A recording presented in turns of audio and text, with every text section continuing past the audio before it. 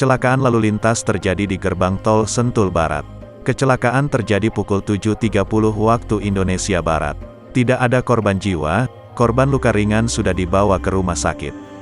Bus CBU itu berpenumpang 30 orang dan dikemudikan oleh R, 61. Peristiwa bermula saat R melaju dari arah Yasmin Kota Bogor menuju gerbang tol Sentul.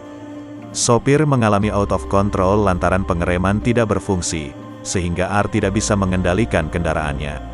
Sopir langsung membanting setir ke arah kiri hingga menabrak pagar pembatas halaman kantor PT Marga Sarana Jabar.